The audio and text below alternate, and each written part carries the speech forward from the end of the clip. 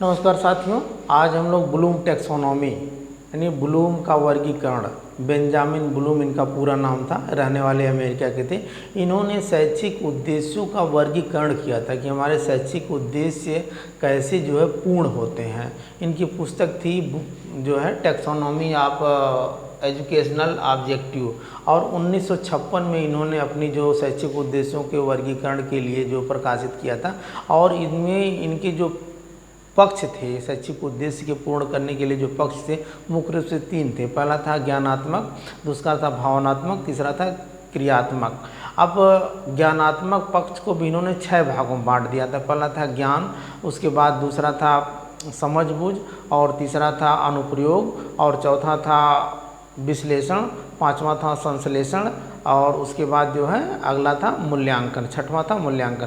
तो इसको हम लोग डिटेल में देख लेते हैं कि कैसे था। अब देखेंगे कि ब्लूम टैक्सोनॉमी, पूरा नाम बेंजामिन ब्लूम, निवासी अमेरिका के थे। शैक्षिक उद्देश्यों का वर्गीकरण यानी बुक इनकी थी टैक्सोनॉमी ऑफ एजुकेशनल ऑब्जेक्टिव, प्रकाशित कब हुई 1956 में। इनमें संशोधन डेविड द्वारा जो है 2001 में किया गया। और इसके बाद जो है इनका सबसे पहला तो ज्ञानात्मक पक्ष, मेन इंपॉर्टेंट ज्ञानात्मक पक्ष। किसी चीज़ को, किसी शैक्षिक उद्देश्य को पूर्ण करने के लिए ब्लूम जी बताते हैं कि पहले ज्ञानात्मक पक्ष से हम उसको याद करते हैं। जैसे हमें ज्ञान के द्वारा, हम अपने मेंटल एबिलिटी के द्वारा, अपने दिमाग के द्वारा हम उस चीज़ को ज्ञान याद करते हैं। तो इसमें इन्होंने बताया कि सरल से कठिन की ओर, निम्न स्तर से उच्च स्तर की ओर हम जाते हैं, तभी हमको वह जो है चीज़ें याद हो जाती हैं, वो वस्तु का हमको ज्ञान होता है। और इसका संबंध मानसिक क्षमता से है, जो आपका ज्ञानात्मक यानी कॉग्निटिव डोमेन से। और इनको 6 भागों में बांटा गया। अब देखें कि नीचे से, यानी सबसे निचला पोर्शन ज्ञान है, फिर आप समझबूझ है, अनुप्रयोग है, विश्लेषण, संश्लेषण, मूल्यांकन। ज्ञान को नॉलेज, समझबूझ को कंप्रिहेंशन और एप्लीकेशन इसको कहेंगे, अनुप्रयोग को, विश्लेषण को एनालिसिस, संश्लेषण को थेसिस, और मूल्यांकन को इवेल्युएशन। अब इन 3 चीज़ों को जो है कभी कभी क्वेश्चन आता है कि जो नॉलेज, कंप्रिहेंशन, एप्लीकेशन यानी ज्ञान, समझबूझ, अनुप्रयोग को LOTS, lower order of thinking skill कहा गया। और ऊपर की जो 3 चीज़ें हैं, विश्लेषण, संश्लेषण, मूल्यांकन, अर्थात एनालिसिस, थेसिस और इवेल्युएशन को higher HOTS, higher order thinking skill कहा गया। अब देखेंगे, इसमें देख लेते हैं कि जैसे कोई चीज़ हमको पढ़ना है, याद करना है, समझना है, तो पहले हम कैसे उसको, नहीं, ब्लूम जी बताते हैं कि शैक्षिक उद्देश्यों की जो वर्गीकरण के बारे में बताते हैं। शैक्षिक उद्देश्य का वर्गीकरण कैसे होता है, यानी कैसे शैक्षिक उद्देश्य को हम पूर्ण करते हैं। तो पहले किसी चीज़ का हम ज्ञान करते हैं, यानी याद करते हैं कोई चीज़। फिर दूसरी चीज़ होती है यानी नॉलेज होता है। फिर उसका समझबूझ यानी कंप्रिहेंशन, मतलब उसको समझना, उसकी व्याख्या करना, तर्क देना, कुछ लोगों से बातचीत करना।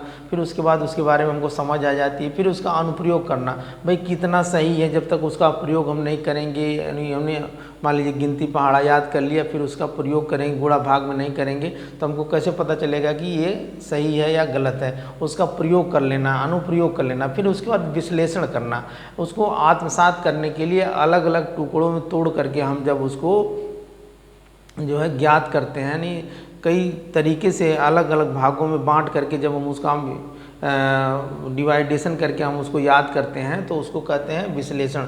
विश्लेषण से ही आप समझ जाएंगे कि कई टुकड़ों में तोड़ करके किसी चीज़ को जो है याद करना, यानी समझना। या और उसके बाद संश्लेषण। संश्लेषण का मतलब होता है कि ठीक विश्लेषण का उल्टा है, यानी एक ही पॉइंट में उसको सोचना है। अब हो गया यार, बहुत ज़्यादा हो गया, ये चीज़ सही है, यानी सारी चीज़ों का अध्ययन करने के बाद एक निष्कर्ष पे जब हम आ जाते हैं तो उसको कहते हैं संश्लेषण, यानी तर्क देकर एक बिंदु पर देखना कि हाँ यार ये सही है। फिर उसके बाद मूल्यांकन करना। मूल्यांकन का मतलब कि हम उसको अब मूल्यांकन कर रहे हैं, उस चीज़ को जो है नाप तोल रहे हैं कि हाँ ये चीज़ सही है, तो उसको मान लिया जाता है कि हाँ ये चीज़ सही है। इस तरीके से जो है आपका ज्ञानात्मक पक्ष जो है पूरा याद हो जाता है। अब ये देखेंगे 2001 में जो संशोधन हुआ था, तो 5वें स्थान पे, कभी कभी आता है कि 5वें स्थान पे ही इवेल्युएशन आ गया था। जैसे ये इस तरीके से अगर हम बना लेते हैं, ये चीज़ें बना लेते हैं, तो नीचे आपका क्या हो जाएगा, ज्ञान, और उसके बाद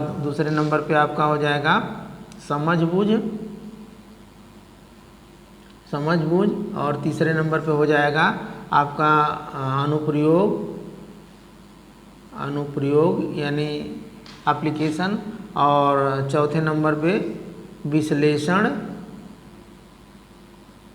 विश्लेषण, और पाँचवें नंबर पे ही आपका आ जाएगा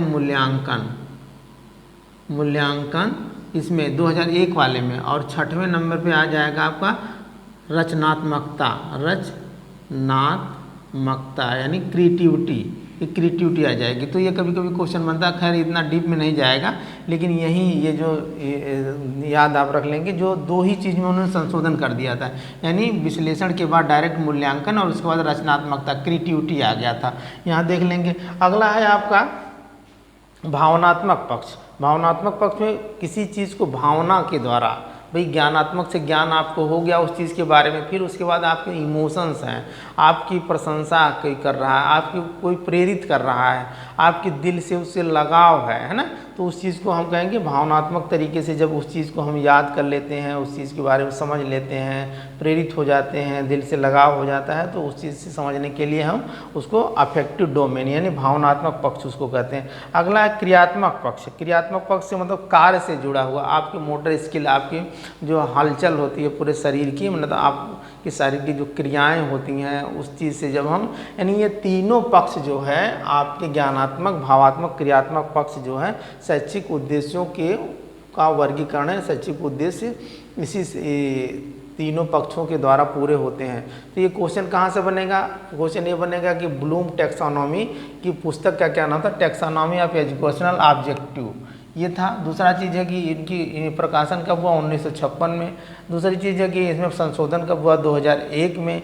ये पूछेगा कि जो ब्लूम टैक्सोनॉमी को कितने पक्ष होते हैं, तो ब्लूम टैक्सोनॉमी के 3 पक्ष होते हैं, ज्ञानात्मक, भावात्मक और क्रियात्मक। अगर पूछेगा कि ज्ञानात्मक में कितने भागों में बांटा गया, तो ज्ञानात्मक को 6 भागों में बांटा गया। पहला था ज्ञान, समझबूझ, अनुप्रयोग, विश्लेषण, संश्लेषण और मूल्यांकन, ठीक है। और उसमें 3 जो था आपका ज्ञान, समझबूझ और जो अनुप्रयोग था, इसको आपका लोअर ऑर्डर आप थिंकिंग स्किल कहेंगे, और जो विश्लेषण और ये संश्लेषण और मूल्यांकन को हायर ऑर्डर थिंकिंग स्किल कहेंगे।